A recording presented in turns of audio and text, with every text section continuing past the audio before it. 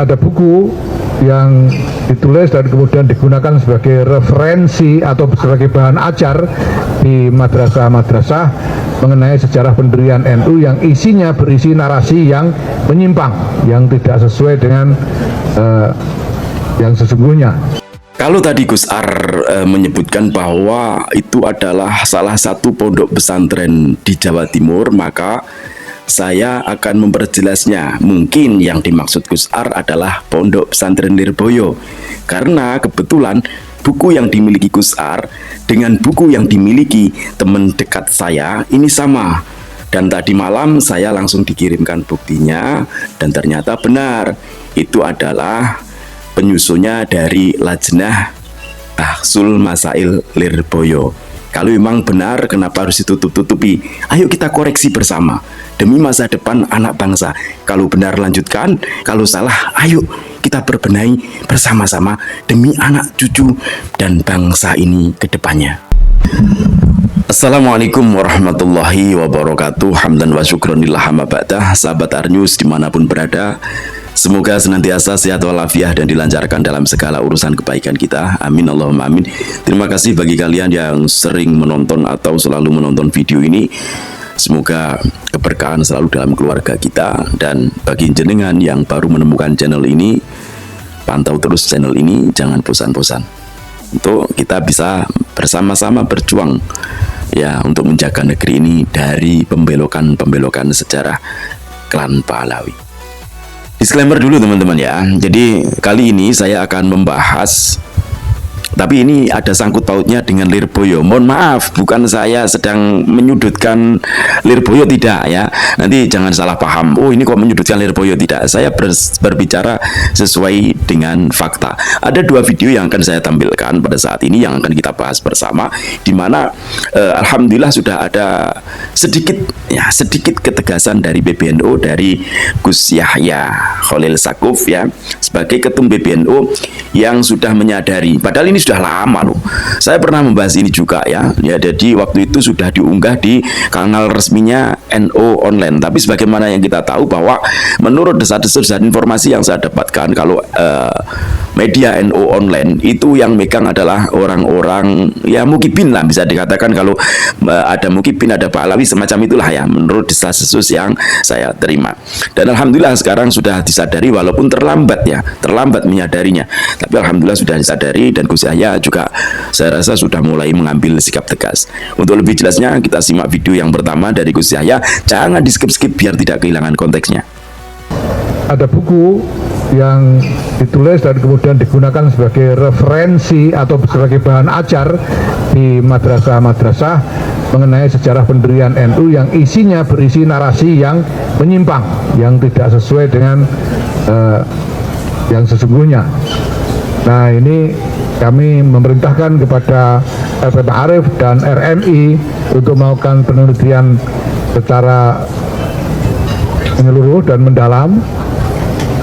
Dan apabila memang ditemukan buku-buku atau bahan ajar yang seperti itu, ini harus dicabut, ya, harus ditarik dari peredaran dan tidak boleh dipergunakan di lembaga-lembaga pendidikan NU, karena akan bukan hanya mengaburkan, bahkan menyimpangkan sejarah berdirinya NU. Itu video yang pertama ya, di mana Gus Yahya mengambil sikap tegas untuk menarik ya buku-buku yang sudah diedarkan. Tapi ya itu tadi, ketika buku sudah diedarkan, maka sudah beberapa orang telah membaca. Mau tidak mau mereka juga akan mengetahui. Bagi mereka yang tidak tahu, mereka akan menelan mentah-mentah hal tersebut, karena itu diterbitkan sebagaimana pasti mereka menggunakan nama-nama besar NU. Dan disitulah ya, bukan cuma itu saja bukunya. Apakah yang menerbitkan itu cuma dari Habib Lutfi? Tidak ya. Makanya tadi saya disclaimer, saya tidak sedang menyudutkan Lirboyo, kan, tapi ini bukti nyata ya. Ceritanya begini teman-teman. Tadi malam ada teman saya yang nelpon karena beliau sudah melihat konten dari Kang Ar ya. Bukan Kang Ar saya, Gus Muhammad Ar itu yang arah 9. Itu kemudian beliau langsung memoto apa yang disampaikan Gus Ar ya kan, di screenshot. Dan ternyata teman saya yang nelpon saya ini, saya punya loh bukunya itu Kang, katanya gitu kan, saya punya loh buku itu. Dan isinya sama persis, padahal ini dulu mau saya jadikan pedoman gitu kan, pedoman apa ya, tentang kisah perjalanan NU lah, pokoknya tentang ke NU-an gitu kan. Nah, setelah dibahas Gus Ar, ternyata saya belum sempat membaca memang gitu kan. Setelah dibahas Gus Ar, ternyata benar. Nah, ceritanya semacam itu. Akhirnya saya coba dong difoto gitu kan. Kalau emang nggak bisa mengantarkan ke tempat saya, tolong difoto. Difoto dulu, nanti kapan-kapan diantarkan ke sini biar saya pelajari juga. Kemudian difoto lah penyusunnya ya siapa gitu kan. Oke, untuk lebih jelasnya kita simak dulu penjelasan dari Gus Ar arah 9. Jejak dakwah ulama Nusantara ini ada tambahan lain yang di situ memasukkan Sri Sultan Hamengkubuwono ke-9 yang dikatakan belajar ilmu hadis terhadap sang kakek itu. Nah, untuk yang edisi kali ini, saudara-saudara sekalian, betapa kagetnya saya ketika mendapatkan buku. Mohon maaf saya tidak sebut penerbitnya, tetapi yang jelas ini diterbitkan oleh salah satu pesantren di Jawa Timur, Panduan KNU-an. Isinya sebagaimana juga tampak dalam gambar, yang pada dasarnya bahwa isi dari semua buku yang berisi pembelokan sejarah NU itu bersumber dari Mbah Lutfi bin Yahya. Ini ngapunten saya berkali-kali saya sampaikan ini ya. Alur ceritanya yang mirip-mirip walaupun pola redaksinya yang berbeda. Jadi substansinya sama, memasukkan sang kakek bernama Habib Hasyim menjadi bagian dari penentu berdirinya NU selain Syekhona Khalil Bangkalan. Inti ceritanya itu terjadi pertemuan di Haromain. Kemudian Mbah Hasyim di sana diutus oleh para ulama untuk kembali ke Indonesia dengan niatan atau gagasan agar mendirikan Nahdlatul Ulama. Tetapi sebelumnya harus menemui Habib Hasyim bin Yahya, dan setelah itu baru ke Mbah Khalil. Muter-muter pada posisi ini. Ini nggak main-main, karena ini bagian dari cara-cara penguasaan satu lembaga atau organisasi. Jadi ketika sang kakek dimasukkan, otomatis sang kakek memiliki peran dalam penentuan berdirinya NU. Secara tata krama berarti kita mau nggak mau ya harus menghormatinya. Kalau dari sisi politik, ya tentu ini nanti ketika sang kakek menjadi bagian dari pendiri NU, maka dia akan memiliki peran-peran tertentu. Dan ini ternyata berjalan cukup lama, dan hingga hari ini buku-buku yang isinya sama atau yang serupa itu masih beredar. Oke teman-teman, itu tadi ya sedikit penjelasan dari Gus Muhammad Arya. Dan saya hanya ingin menunjukkan, kalau tadi mungkin sekilas nggak terbaca oleh kalian, bahkan Gus Ar juga menyebutkan tidak mau menyebutkan pondok pesantrennya apa, yang jelas salah satu pondok pesantren di Jawa Timur gitu aja ya. Sekarang gini teman-teman ya, ini adalah suatu hal yang suatu kebenaran.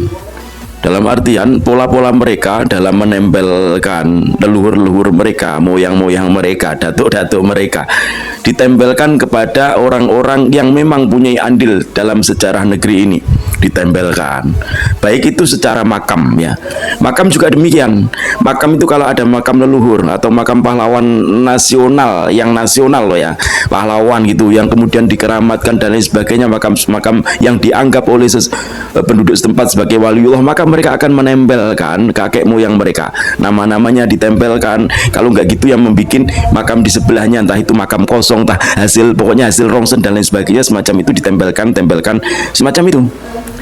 Begitu juga dengan sejarah NU ini ya. Ini sangat membagongkan sekali. Karena apa? Karena ini juga tertulis di media NU online. Dan itu sudah pernah disanggah kalau nggak salah oleh Kang Yasir Arafat, kalau nggak salah waktu itu ya. Kemudian kita juga mencari tahu bahwa cerita tersebut ternyata karangan Mbah Lutfi, di mana Mbah Lutfi pada waktu itu diminta untuk menjawab. Ya, di NU online itu saya baca beneran. Jadi diminta menjawab sanggahan tersebut untuk meluruskan, tapi tidak ada tindakan untuk meluruskan dan lain sebagainya, nggak ada. Dan itu juga ceritanya tidak sama dengan apa yang disampaikan oleh Mbak Yai As'ad Samsul Arifin sebagai pelaku sejarah yang pada waktu itu diperintahkan untuk mengantarkan tasbih dan tongkat, kalau nggak salah saya semacam itu ya, kepada Mbah Yai, kepada Hadratus Syekh Kiai Haji Hasyim Asy'ari dari Syekhona Khalil Bangkalan. Itu pelaku sejarahnya masih ada, dan tidak ada keterlibatan Habib satupun di pendirian NU gitu ya. Oke teman-teman, bahkan setelah itu baru ada istilahnya pendirian Robitoh Alawiyah. Robitoh Alawiyah itu kan terakhir ya. Jadi Muhammadiyah dulu, kemudian NU, baru Robitoh Alawiyah. Bukan seperti yang dikatakan Husain Bagil, bukan. Robitoh Alawiyah itu belakangan adanya ya. Bukan kok Robitoh Alawiyah itu dari NU dan Muhammadiyah itu pecahan dari Robitoh Alawiyah, enggak seperti yang mereka katakan. Oke teman-teman, saya akan menunjukkan di mana bahwa salah satu pondok pesantren yang dimaksud tersebut ya, karena tadi malam teman saya telepon, kemudian saya minta buktinya, benar enggak ya, ternyata benar. Jadi di dalam covernya buku tersebut bertuliskan jilid 3, berarti kan ada jilid 1, jilid 2-nya lolos, jilid 1, jilid 2 berarti kan lolos, terbitlah jilid ketiga, pedoman ke N1, kurikulum madrasah Hidayatul Mubtadiin Lirboyo ya. Jadi saya tidak sedang membuat narasi, saya tidak sedang berasumsi, saya mengatakan yang sebenarnya. Jadi mohon maaf kalau tadi Gus Ar juga tidak menyebutkan penerbitnya, saya juga tidak menyebutkan penerbitnya karena memang tidak ada bukti foto penerbitnya, nggak ada ya, dan dikirim oleh teman saya. Hanya penyusun Lajnah Bahsul Masail Madrasah Hidayatul Mubtadiin Pondok Pesantren Lirboyo Kediri, itu yang ada ya. Jadi sama persis bukunya, nanti saya tampilkan ya di videonya biar kalian paham bahwa saya tidak sedang saya tidak sedang menyudutkan Pondok Pesantren Lirboyo, tidak. Akan tetapi sesuatu hal ketika salah ibaratnya atau diduga ada kesalahan, maka boleh kita kritik. Apalagi saya nggak mengkritik kan, ini tidak mengkritik, saya hanya menunjukkan bahwa penyusunnya adalah dari Lajnah Bahsul Masail Madrasah Hidayatul Mubtadiin Lirboyo. Jadi di Pondok Pesantren Lirboyo, kalian yang belum tahu, itu namanya itu Hidayatul Mubtadiin ya.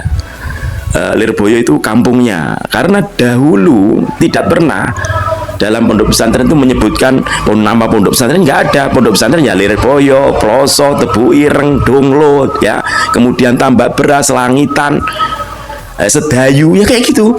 Nggak ada nama-nama pesantrennya Pondok Pesantren Hidayatul Mubtadiin, nggak ada. Dulu itu yang terkenal nama kampungnya, bangga terhadap kampung yang ditempati, semacam itu loh ya. Bukan kemudian terus seumpama ini saya mendirikan pondok, di suatu daerah, kemudian di suatu daerah yang mana kemudian saya mengunggulkan daerah asal saya, nggak ada semacam itu. Jadi bangga terhadap daerah yang diduduki, daerah yang ditempati, bangga semacam itu.